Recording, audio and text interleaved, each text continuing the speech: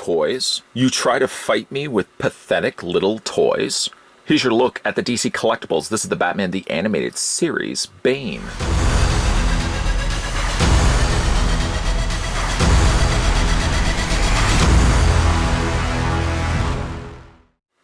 The villains have broken out of the GCPD Rogues Gallery 5-pack and now coming to you as individual figures. Bane comes with 4 separate pairs of hands, each featuring a different grip style. You can also have Bane working out with his dumbbell accessory. This Bane figure features a new paint deco, which sets him apart from the original one that was released.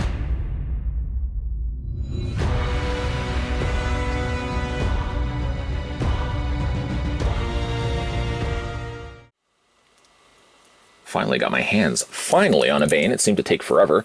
The first thing we're going to do, the same thing we always do, brain. First thing we're going to do is first figure out how tall the figure stands. And then we'll maybe discuss conquering the world. Taking the tape measure to the very top of his mast head, right there. You're looking at a figure standing 6.9 inches in height. And in centimeters, stop what you're doing. Get a gander at this, 17.7. He's a little over 17.5 centimeters tall. For I'm sure the obvious size comparisons, we can bring in the new Batman Adventures Bane, put him next to the animated series Bane, and they're roughly about the same height. You could give, if anything, the award for tallest Bane to this one. He's a little bit taller. But to be fair, the new Adventures Batman is a much beefier, broader looking Bane, and then you've left a space here. What's going on over here? I'm just going to bring in a Batman. Speaking along the same lines of new Batman Adventures, we'll bring in new Adventures Batman. I just happen to have right now. Couldn't find at the time a animated series Batman, but this will certainly serve the purpose to at least show you how Bane is considerably bigger than Batman, marginally bigger than the new Batman Adventures, and he's overall just a nice beefy, bulky looking Bane. Looking at the figure's accessories, we'll kind of skim through quickly the more uninteresting aspect of things. Instructions. More complicated instructions, really hard to interpret. It's sarcasm, actually. It just tells you how to change out the hands. Nothing overly, like I said, complicated there. I don't even know why really they include that, but I guess just in case anybody struggles with the idea of popping a hand off the socket, there's instructions there. Slightly a little bit more interesting, he does also come include with a product catalog. I was like looking at these, sort of a checklist in my mind as to which pieces I have, which pieces and figures I'm still looking to get. As it stands right now, my mind is going yes, yes, yes, yes, and the only one I actually don't have is Mr. Freeze. Still eludes me, and I would just have to wait for my local comic book store to open up to see if I can actually partake in finding one locally, or I might just end up having to go the route of going online like I had to actually do with here with Bane. Other accessories to come include with the figure, he comes with a dumbbell, singular, not plural. He comes with one. And to be fair, though, I can't ever really see myself displaying him if he had 2 dumbbells, displaying him with both. So the fact that you only get really one is not something I'm going to stay awake late at night wondering why. I got to imagine the plastic used for this is this dark plating on the gray plating on the side weights. The middle section looks like it's been painted in a lighter gray with obviously that same gray on the sides. Why I feel like the middle area has been painted because a couple of times that I have displayed him holding the dumbbells, it looks like a little bit of paint has flaked off. Maybe it's just my eyes playing tricks on me and it was always there. When you do decide to display him with the dumbbell, singular of course, he does come with a couple of different hands. Right now, these closed fists are going to do squats. Literally, as a workout, all he could really do right now is squats. I'm here all day. But he does also come with, of course, some interchangeable hands. We'll look at the ones best suited for holding the dumbbell, and it's these ones right here. Let's mix those back around. There we go. He does come with a gloved hand. He comes with a non-gloved hand. And I know what you would likely be thinking. Did they simply just paint the areas of the glove? There we go. To make it look like the glove? And the answer is no. Actually, if you can see it, the areas around the fingers have all been individually sculpted. They simply just didn't take one hand and just cover the bottom half of it in dark gray. No, they actually sculpted that, so that's a nice touch. Getting it onto, however, the dumbbell can be a feat on its own, as it's really difficult to get the fingers pried away. It's a harder plastic, after all, that they're using for these hands. So trying to get the actual handle of the dumbbell in between those fingers and onto the palm can be very difficult. You sort of can fudge things if you want. Just kind of get at least the thumb around it. So at least it does look like he's holding the dumbbell. Nobody, a stickler even for how you display figures with their accessories, will stop to pinpoint the fact and tell you, correct you, that that's actually not sitting into his palm. You can just lie and say it is. I mean, from the front, it does look like, it does at least look like he's holding it, because it's really difficult. I'm telling you, really difficult to get those hands into the area, because like I said, there's very little space to work with. And again, just removing the hand out of the way, I don't know, maybe it's not flaking off the paint. Maybe it's all in my head. So it does come with hands for holding somewhat. Somewhat. I don't know why I'm quotating that with bunny ears. Somewhat holds the dumbbell. He does also come with a pair, and in each case, we're obviously going to look at the glove and the non-glove version. He comes with a pair of mangling hands, good for grabbing the bats and squishing his head like a ripe melon. The hands themselves, again, you have the versions of that in gray for the glove. You have it in non-gray for the sans the glove. And then for a continuation of that, he does also come with a more pair of relaxed hands. So if you look at the two, one has simply just the 4 fingers bent slightly more forward, and the thumb is slightly a little bit more bent. I mean, personally, I don't see why they would have to include both versions of the hands when they're really not that much different from one another. You can see it's just a difference of a slight more bend. I mean, really, like even this hand, though also you could technically use it for the dumbbell, it sits a little bit more loose. You know, it just kind of sits in place. He doesn't actually grip it as much as he's just sort of carrying it around. Maybe he has to go get a snack. He just decides he doesn't want to put the dumbbell down. So there's that as well. But I don't honestly feel like 2 versions of an almost similar hand were even required for Bane, as I feel like this plastic, remind me of this plastic could be easily used for something else. So those are the accessories that come included with the figure. If you do, by the way, want to change out those hands, let me just show you how it's done. No instructions required. Just simply wiggle it off. He's got a long enough peg, broad enough as well, that I don't have the risk of it breaking, at least the worry that it's going to break. So just like I said, you pop that off. Take the hand that you want. You're not going to make any mistakes in this case, because after all, one side is going to be the glove. Yeah, I know we covered all that already. And if you want to display him, you just simply take the dumbbell, fit it into his hand. Not the easiest, mind you, no, but at least you can have him holding the dumbbell. It's probably going to be the way I'm going to display the figure personally.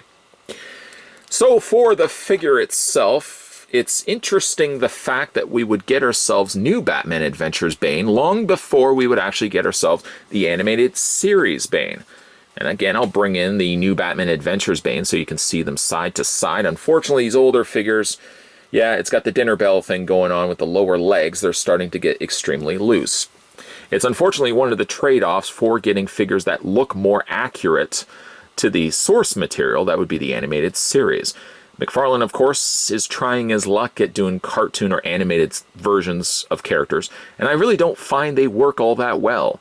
DC Collectibles, to their credit, I think get the more pulled screen grabs of what these characters actually look like. The trade-off, unfortunately, is all the things that would go wrong with these figures, like Bane being a very broad torso, very thin, spindly legs. There's, of course, more problems that can go awry, or more things that can certainly go awry when it comes to displaying the figures, because, like I said, these joints get really loose over time. Dinner's ready, everybody. Dinner's ready. So we'll put the figure to the side, because obviously we're not looking at this one. We're looking at the Bane. The Bane technically was released before, with a GCPD release, Gotham City Police Department release, that came with a Montoya figure as well. Montoya seems to be already the only figure that we haven't gotten a re-release of, with all the other figures now finally seeing a light of day in their singular release. I only saw the GCPD set once. That was at a local comic book store, and that was a little bit after the set had come out. The store, I think, was selling it for about $279.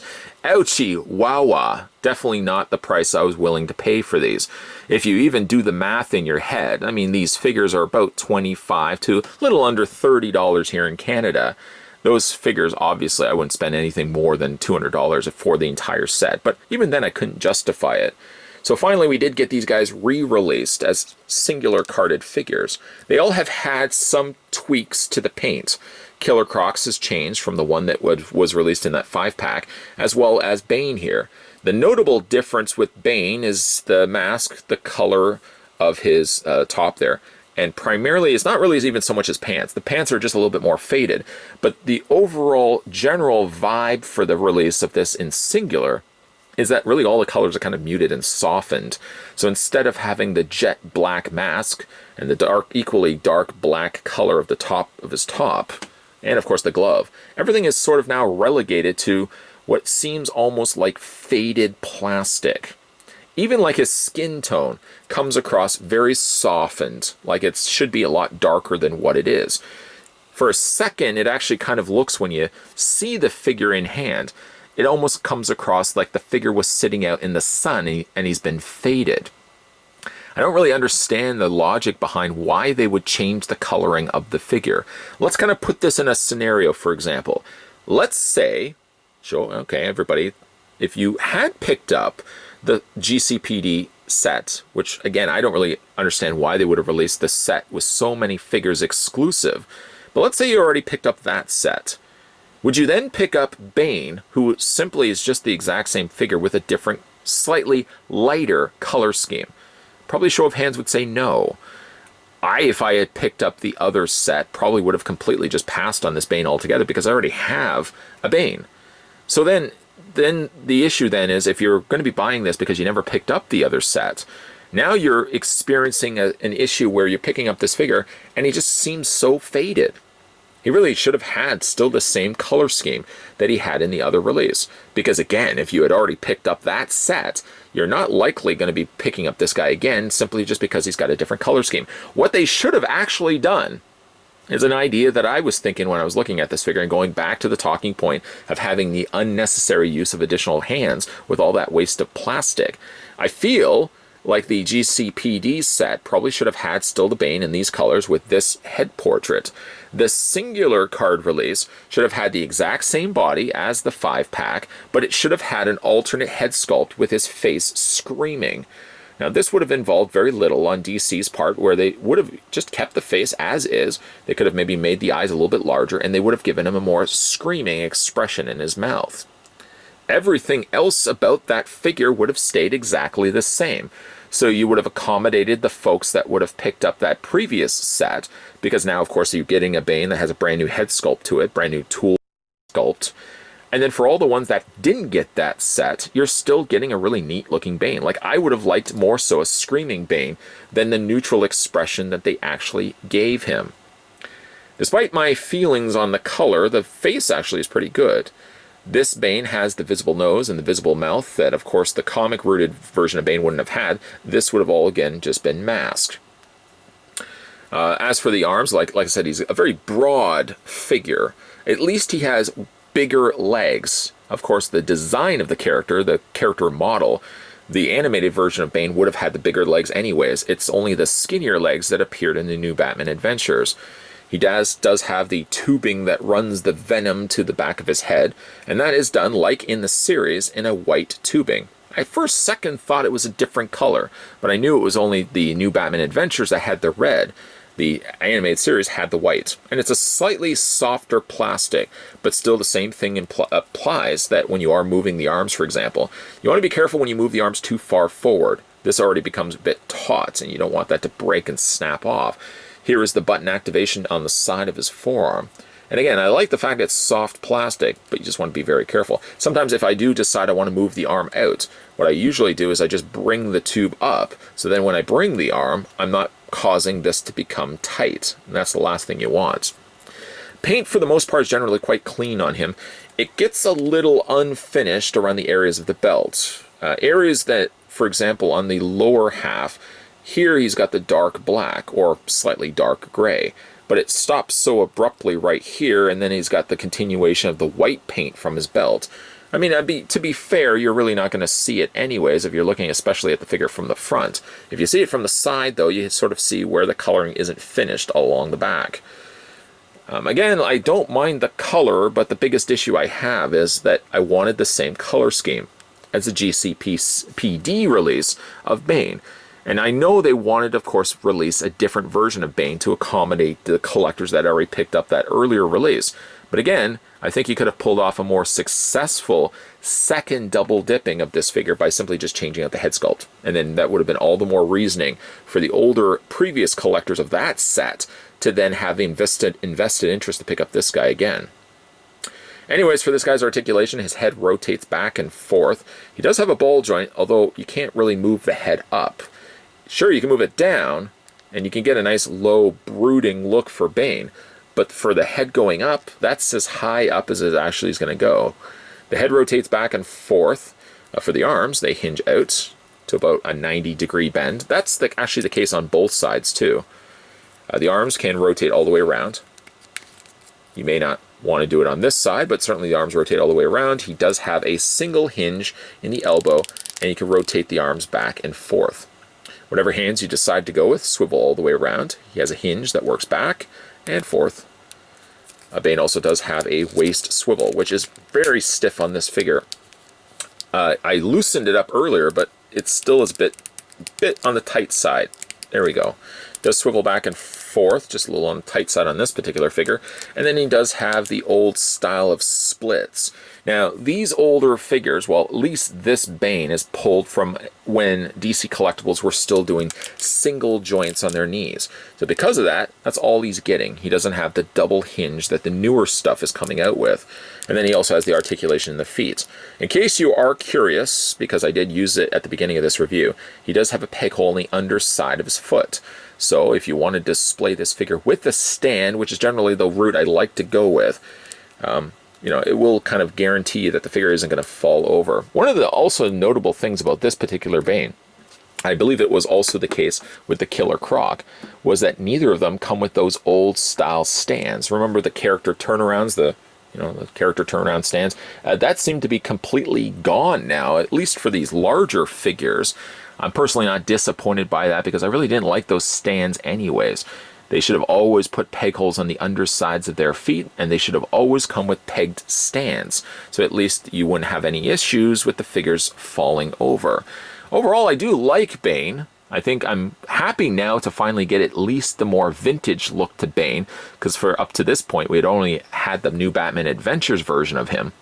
But still, I feel like it's not quite there. It's good, don't get me wrong, and I do like the sculpting of him, but I feel like the figure should have always kept the same bright, vibrant colors that he had in the GCPD set. There should have been no reason to tweak the colors, and certainly not tweak them in the extent of making them lighter. Maybe they could have just made them slightly darker, but I think if anything, they should have just given him an alternate head sculpt. You would have catered to the fans that would have collected the original box set, and you certainly would have catered to the new fans that never picked up that figure in the first place. What I really like about Bane is that he looks like he was pulled straight from the cartoon. To be fair though, that's a comment that's not necessarily exclusive to Bane. In fact, it's the same feeling I've had with many of the animated series and the new Batman Adventure figures that DC Collectibles have put out.